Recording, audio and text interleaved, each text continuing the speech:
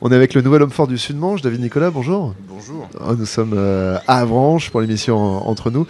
David Nicolas, vous êtes maire d'Avranches et depuis peu, depuis le 7 janvier, président de la communauté de communes Mont-Saint-Michel Normandie, qui est la super agglo du Sud-Manche, qui réunit toutes les communautés de communes précédentes dans une seule.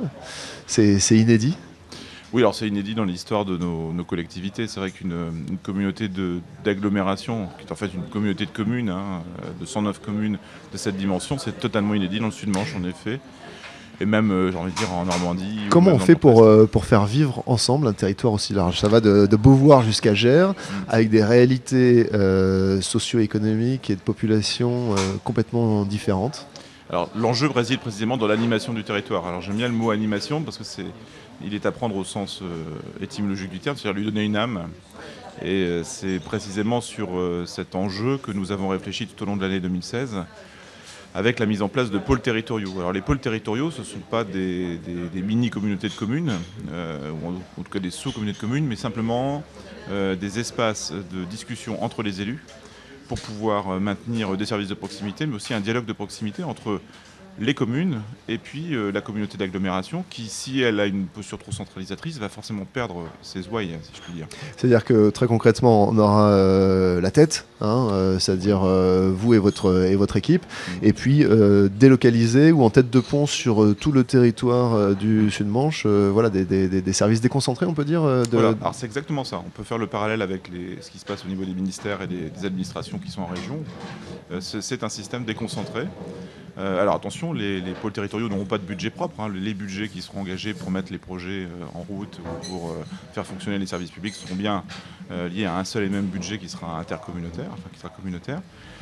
Mais on aura bien des instances de dialogue, de discussion avec les élus, de montage de projets qui seront à l'échelle des 5 bassins de vie qu'on a baptisés pôles territoriaux et qui seront pilotés par un vice-président. Donc on a 5 vice-présidents pour chacun des 5 bassins de vie, des 5 pôles territoriaux, qui sont de véritables animateurs de ces espaces. Donc on peut imaginer par exemple que sur les questions de transfert de charges qui sont inhérentes donc, au fonctionnement de la collectivité, un dialogue pourra se faire avec un groupe de 20, 30 communes en amont pour pouvoir favoriser un dialogue constructif. Si on ne met pas en place cette organisation-là, déconcentrée, au plus proche du terrain, le risque c'est quoi? C'est qu'une partie du territoire décroche et n'adhère pas au projet commun Sud-Manche, Normandie, Mont-Saint-Michel? Je crois que c'est encore plus trivial que ça. C'est-à-dire que si ça ne marche pas, je pense que dans 1 an et demi, on n'aura pas le quorum pour fonctionner.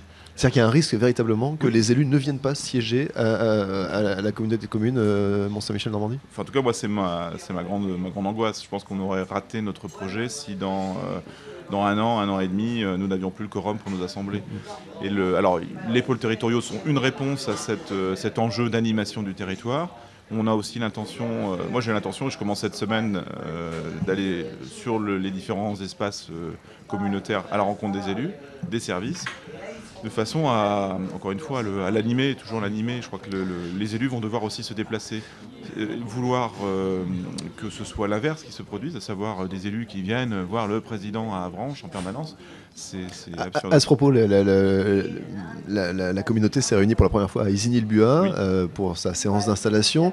Elle se réunit encore ce soir à Isigny-le-Buat. Isigny-le-Buat, c'est la nouvelle capitale politique du Sud-Manche? Non, en tout cas c'est un point central qui permet pour l'ensemble des élus qui viennent de Gers ou de Beauvoir, comme vous le disiez à l'instant, d'arriver rapidement. C'est une question pratique. Oui, c'est purement pratique. Et on est en train de travailler. Alors là, c'est Franck Enouf qui a cette délégation des assemblées, mais aussi de la communication, les deux étant liés, qui travaille actuellement avec les services sur les différents espaces où pourraient se tenir de manière nomade, si je puis dire, les différentes assemblées tout au long de l'année. L'idée, c'est de donner un signal fort aussi aux élus en disant que cette administration est mobile et que c'était bien à elle de se déplacer pour pouvoir dialoguer avec les élus. Vous disiez au début de cette interview que l'enjeu c'était effectivement d'animer ce territoire du Sud-Manche, cette super communauté de communes XXL, lui donner une âme, une identité peut-être. Est-ce qu'aujourd'hui il y a une identité du Sud-Manche et on peut fédérer autour de ça, on peut construire un projet de territoire autour de ça, ou bien les territoires sont trop disparates. Parce qu'effectivement, entre la façade un peu maritime et touristique, Mont-Saint-Michel, et puis la région d'Avranches, accrochée à la 84, et puis l'arrière-pays, on va dire, hein, le Mortainais, qui lui est loin de ses réalités touristiques, est loin de ses aménités de transport. Voilà, on peut se dire qu'il y a un fossé sur le territoire. Alors je ne parle pas de fossé, je pense qu'au contraire c'est un territoire qui a une vraie cohérence, une vraie identité. On parle toujours du Sud-Manche, le Sud-Manche, le Sud-Manche. En fait le Sud-Manche, voilà, je parle en tant qu'historien, c'est un pays très ancien, c'est un pagus au sens gallo-romain du terme et sans doute gaulois du terme. C'est le pays des Abracats. On retrouve vraiment les mêmes limites géographiques. C'est l'ancien diocèse d'Avranches, donc autre entité politique, économique forte. C'est l'ancien comté d'Avranches, qui est devenu par la suite comté de Mortain. Il y a eu des glissements comme ça de sièges. Peut-être que dans 10 ans, le siège de la communauté d'agglomération sera à Mortain. En tout cas, ce ne serait pas du tout absurde en termes de... Ce ne serait pas un non-sens historique. Non du tout. Donc en fait, on s'aperçoit, moi je me suis aperçu l'année dernière, notamment dans les commissions départementales de coopération intercommunale, que notre Sud-Manche, ce territoire qui n'a pas de nom, et qui s'appelle maintenant aujourd'hui Mont-Saint-Michel-Normandie, avait une vraie existence de par ce sentiment d'appartenance des élus. Exactement comme le Cotentin. C'est-à-dire que notre communauté d'agglomération, c'est une autre Cotentin, c'est une autre presqu'île avec vraiment un sentiment d'appartenance fort de ses habitants à ce bassin, à ce grand bassin. J'étais au Teilleul samedi soir, on discutait avec des élus du Teilleul, ils disent ouais, nous on est dans le Sud-Manche, le Mont-Saint-Michel ça nous parle, c'est chez nous. Même si c'est à plus d'1 heure de route. Vous savez, quand vous êtes à Mortain, en haut de Mortain, au niveau de la commune, vous voyez le Mont-Saint-Michel. Et je pense que ce lien de covisibilité très fort entre des communes qui semblent très éloignées et puis la baie du Mont-Saint-Michel font qu'il y a un sentiment d'appartement fort. La figure de Saint-Michel, qui est un personnage fondateur pour la Normandie et pour la région où nous sommes, est d'ailleurs très bien représentée à Mortain, puisqu'il y a la petite chapelle Saint-Michel qui est perchée au sommet du massif gréseux et qui installe aussi ce lien presque spirituel, mental entre les habitants et la baie. Alors il y a une cohérence territoriale, on l'avait compris, une identité. La communauté d'agglomération a une compétence économique qui est, c'est un peu finalement l'essentiel. Hein. C'est le développement économique qui amène de l'argent et cet argent peut ensuite amener des services à la population, plus de solidarité, plus de culture, plus de sport.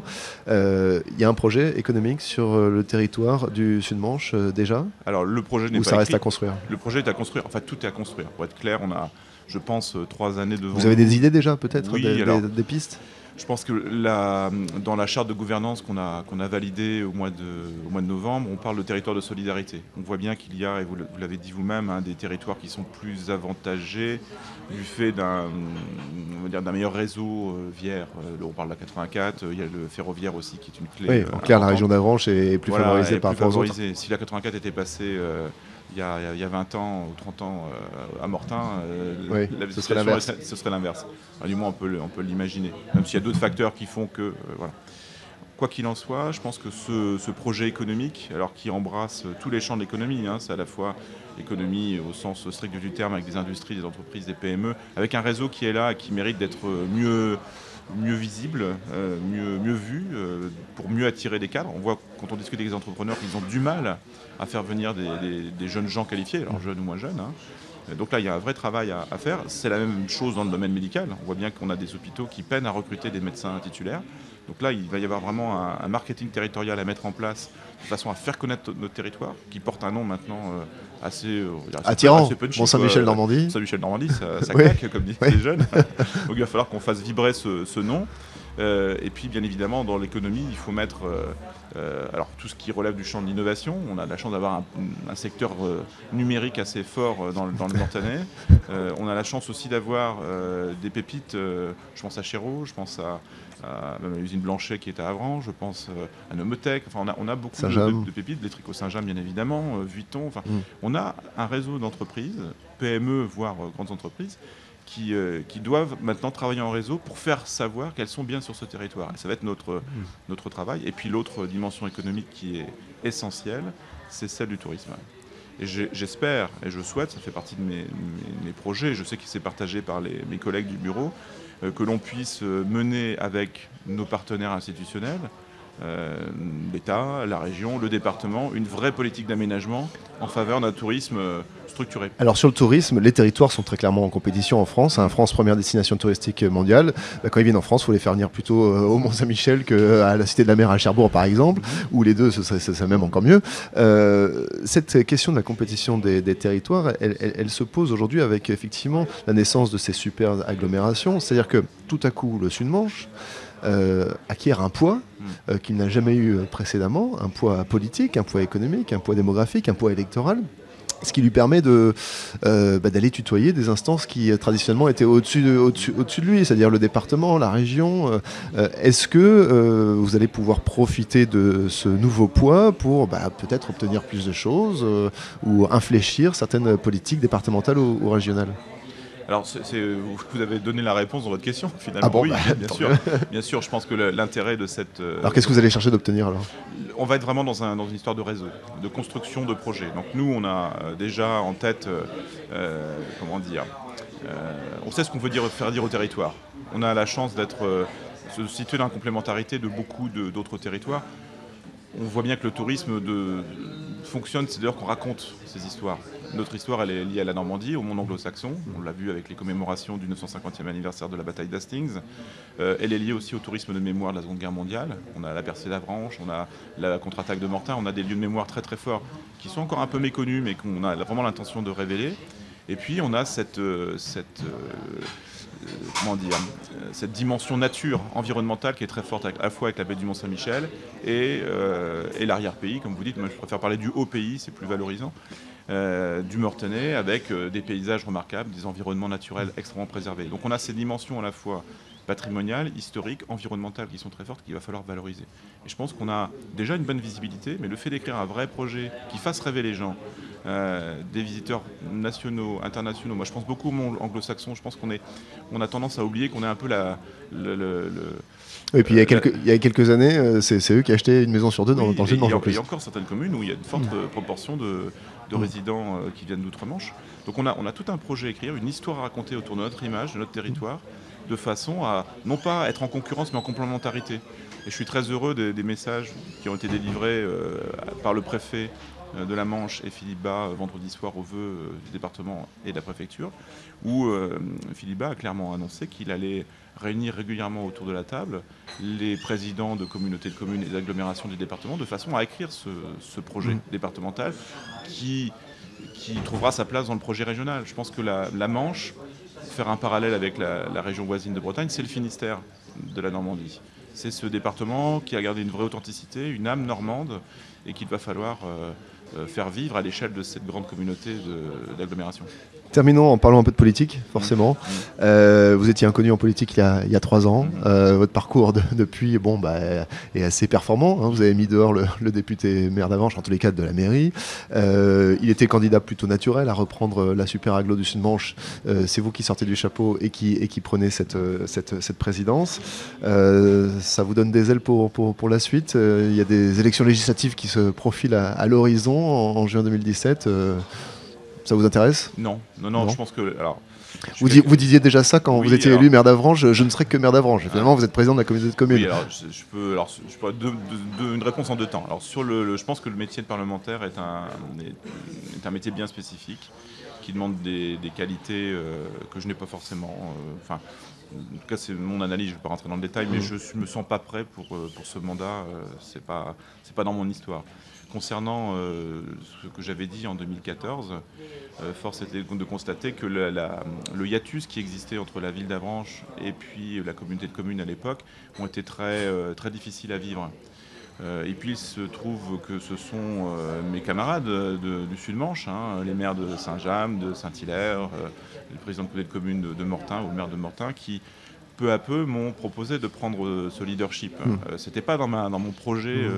Dans mon projet personnel. Et d'ailleurs, il a fallu que j'en discute avec mon équipe municipale qui a adhéré à l'idée pour tenter de prendre cette présidence. Mais c'est donc que vous incarnez, que vous représentez un parcours qui donne confiance aux élus et donc peut-être aussi à la population. J'espère. En tout cas, j'essaie de faire de la politique différemment. Je ne me sens pas pousser des ailes à titre individuel, mais je vois que le travail coopératif avec les élus, qu'ils soient municipaux ou intercommunaux, fonctionne. C'est-à-dire que quand vous mettez les gens autour d'une table, en faisant table rase de toutes les questions un peu politiciennes, d'appartenance à des partis ou de positionnement au sein d'une stratégie de groupe, quand vous mettez tout ça de côté et que on parle vraiment du sujet, ça parle vraiment du sujet, ça marche. Moi, j'ai des exemples absolument merveilleux dans mon conseil municipal de gens qui sont clairement à droite, d'autres qui sont vraiment clairement à gauche, qui à la limite, qui font corps autour de projets et avec une vraie. Oui, parce que votre équipe, effectivement, est plurielle. Alors, vous n'êtes pas encarté politiquement, et pourtant vous êtes président de l'agglomération du Sud-Manche, qui est maintenant un très gros territoire. C'est rare ou ça va devenir très rare, les présidents de communautés, de communes XXL qui ne sont pas encartés. Vous resterez non encarté ou... Oui, j'ai envie de rester encarté, j'ai envie de garder cette liberté. Bon, mes convictions, elles sont au centre. Enfin, c'est pas un mystère. Alors le centre, je sais que ça ne veut plus rien dire, parce que les partis sont en train de partir un peu à volo. Alors justement, vous n'êtes pas encarté, mais on arrive dans une année électorale majeure, présidentielle, législative. Naturellement, on va vous demander de prendre position. Vous le ferez ou pas? Je ne sais pas encore. Vous ne savez pas encore? Je regarde beaucoup. J'ai suivi de manière très attentive le débat autour de la primaire de la droite et du centre. Je regarde ce qui se passe au niveau de la gauche. Je vois aussi Macron qui monte avec un discours un peu particulier. Bulle médiatique, Macron, ou vrai phénomène? J'ai un peu peur que ce soit ça. Ouais. Enfin, un peu peur, c'est son histoire. Encore une fois, j'ai vraiment le sentiment d'être du côté des citoyens, de regarder les choses se faire. Moi j'ai une position un peu particulière concernant les élections présidentielles. Je trouve qu'elles sont devenues un peu trop médiatisées, ce qui fait que le président, une fois élu, reste une sorte de sur-premier ministre qui continue à gouverner alors que le gouvernement devrait être... J'ai parfois un peu le sentiment, mais c'est un avis très personnel, que la Ve République a été un peu dévoyée, sachant que De Gaulle est parti, ses successeurs n'ont pas remplacé. Bon. Voilà, dernière chose, 30 secondes. Élection législative. Gad Elmaleh, le député du Sud-Manche, a été investi par son parti ce week-end. C'est le bon candidat pour représenter le Sud-Manche ou pas? Alors moi j'espère. Oui, il est député sortant. Je ne porterai pas de jugement sur son action parce que très honnêtement. Mais vous le soutiendrez ou enfin, je veux dire. J'attends de voir que tous les candidats soient sortis du bois. Et je sais qu'il y a beaucoup de choses qui se disent ici et là. On a Thomas Collardo sur Granville qui fait un vrai travail de terrain. On le voit un peu partout et c'est une bonne chose. Vous l'avez, lapsus révélateur. On a Thomas Collardo sur Granville, vous avez dit. Oui, il est Granvillais. C'est un Granvillais, mais il vient régulièrement à Avranches. Il est venu au vœu de la ville d'Avranches. Je le vois assez souvent aussi sur d'autres zones de la communauté d'agglomération. Je sais qu'il y a une autre candidature qui est sur le point de sortir. Laquelle? Ah, je ne peux pas le dire. À gauche, à droite? Au centre. Macroniste. Non, même pas macroniste, mais bon. je vous en parlerai hors micro, parce que je n'aurais pas que la personne... écoutez, on va rendre l'antenne, et puis vous allez me dire en micro, et j'annoncerai dans mes infos de ce soir. Très bien. Merci David Nicolas d'avoir été avec nous. Merci Edouard, à bientôt. On retrouve cette interview en vidéo sur la page Facebook de la radio CFM.